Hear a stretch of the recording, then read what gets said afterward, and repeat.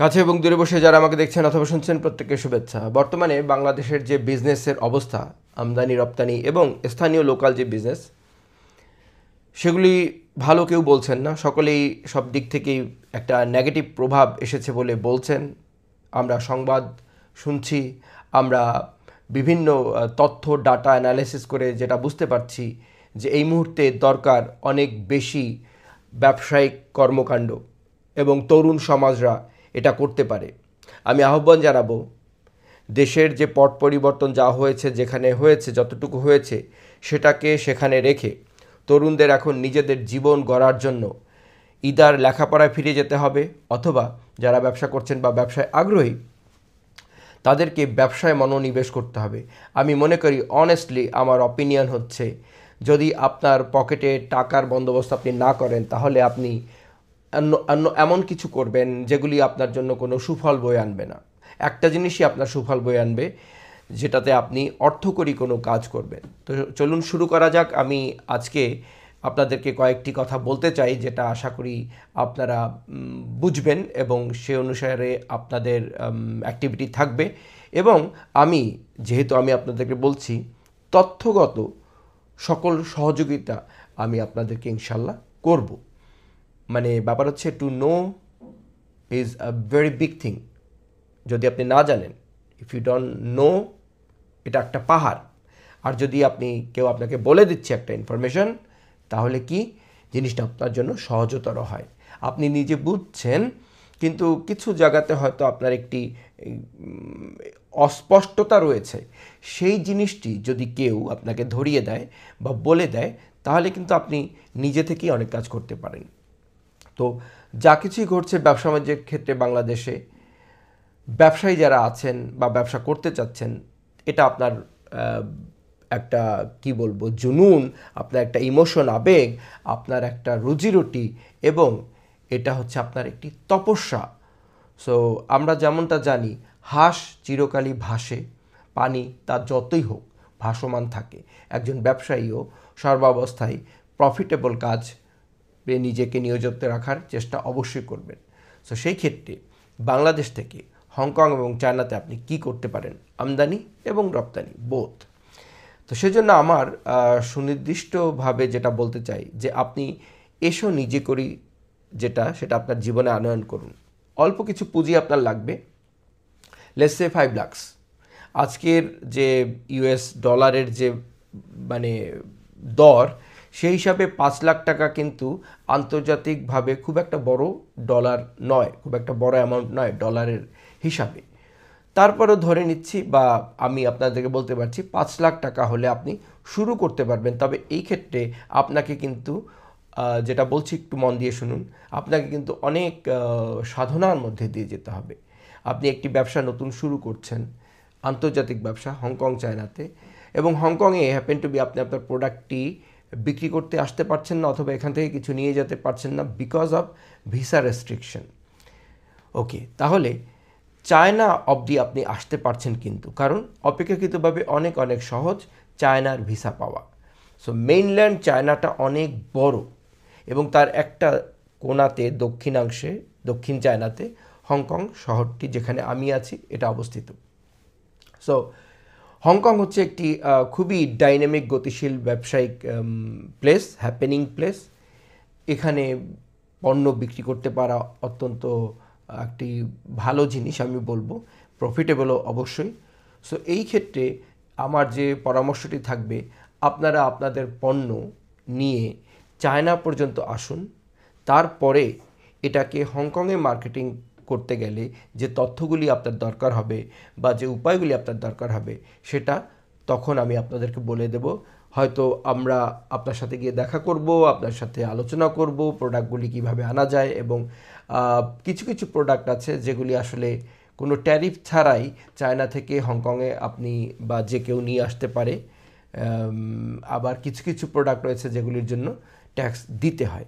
But জেনে খুশি হবেন, ম্যাক্সিমাম জিনিস হংকং টু চায়নাতে একটা নির্দিষ্ট পরিমাণে, মানে যদি আপনি কন্টেনার আনেন সেটা অন্য ব্যাপার, কিন্তু যদি আপনি নিজে বয়ে আনেন, অ্যান্ড আই থিঙ্ক একজন স্টার্টিংয়ের ব্যবসায়ী হিসেবে আপনি একটা লাগেজ আপনার জন্য এনাফ, একটা লাগেজ এনাফ। সেই প্রোডাক্টগুলি নিয়ে কিন্তু আপনি কাজ শুরু করতে পারেন, এবং সেই পরিমাণের প্রোডাক্ট যদি আপনি হংকংয়ে নিয়ে আসেন বা আপনার পক্ষ থেকে এখানকার কোম্পানি খরিদ করে, তাহলে কিন্তু সেটা কোনো ট্যাক্সেবল হবে না। তো তাহলে ব্যাপারটা হলো যে আপনি আসছেন কিছু প্রোডাক্ট নিয়ে এবং সেটা হংকংয়ে আপনি বিক্রি করতে পারছেন। আমি আপনাকে তথ্য দেব, আমরা দেব, এটা দেব অবশ্যই, কারণ আমরা চাই সবাই কিছু করুক।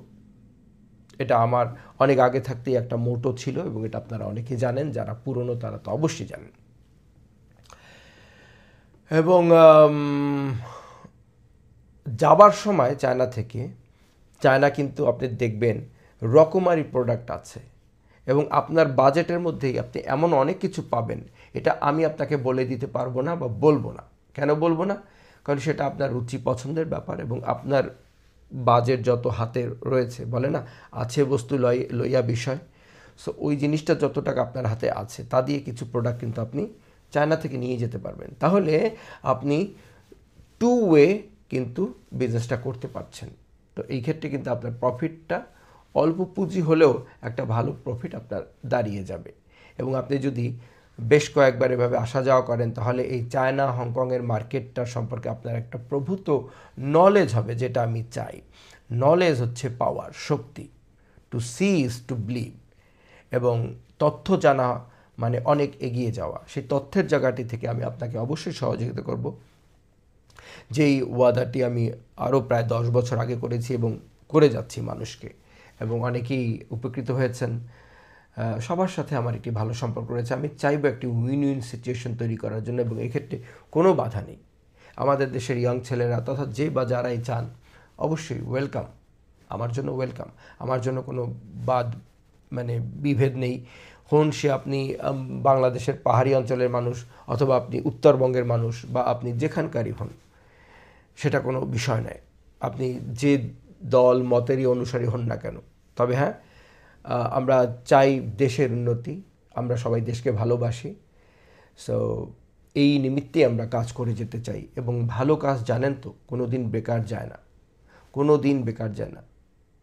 সাহসী মেহনত কোনো দিন খতম হয়ে যায় না। মেহনত এক না একদিন কিন্তু একটা না একটা জায়গায় আপনাকে পৌঁছে নিয়ে যাবে। সো আপনারা বুঝতে পারলেন, ইনফরমেশনগুলি পেলে আপনি কত কিছুই না করতে পারবেন। আর হ্যাঁ, যে কথাটি আমি বলতে বলতে ভুলে যাচ্ছিলাম, যে চলতি পথে আপনাকে কিন্তু প্রথম দিকে খুবই কার্পণ্য করতে হবে। কেন করতে হবে? ট্যুরিস্ট হচ্ছে একটি চলতি ফিরতি এটিএম মেশিন। যখনই মানুষ ট্যুরিস্ট দেখে, তখন দামটা কিন্তু খুব বেশি করে হাঁকায়। হোক সেটা আপনার হোটেলে থাকা থেকে শুরু করে আপনার বাইরে খাওয়া বা অন্যান্য শপিং। সো সেই ক্ষেত্রে পরামর্শ হচ্ছে এটা, ফার্স্ট আসার পরে একজন লোকাল, হোক তিনি বাঙালি অথবা নন বাঙালি, এক পাকিস্তানি অবশ্যই না, খবরদার সাবধান। ইন্ডিয়ান হতে পারে, বাঙালি হতে পারে। বাঙালি হলে তো আপনি ওয়েল অ্যান্ড গুড, আপনি বুঝছেন। তারপরেও একটু জাজ করে দেবেন, অথবা আমিও আপনাকে রেকমেন্ড করব। তাহলে হবে কি, একটা you are in safe hand. So টাকা আসার পথে, যাওয়ার পথে থাকার ব্যাপারগুলি কিন্তু খুব কনজুসি করতে হবে আপনাকে। তো এটি করলে কিন্তু আপনি চায়না এবং হংকংয়ের বুকে প্রাথমিকভাবে যদি কনজুসি করেন, দেন আপনি কিন্তু ভালোভাবে খরচা করে থাকতে, খেতে, আসতে যেতে পারবেন। প্রাথমিক অবস্থায় যখন আপনি নতুন, অনেক কিছু বোঝেন না, তখন বোকার মতো এক জায়গায় দাঁড়িয়েই থাকুন, কিন্তু অতিরিক্ত চালাকি করতে গিয়ে টাকাগুলি নষ্ট করবেন না। অনেক ক্ষেত্রে এগুলি হয়।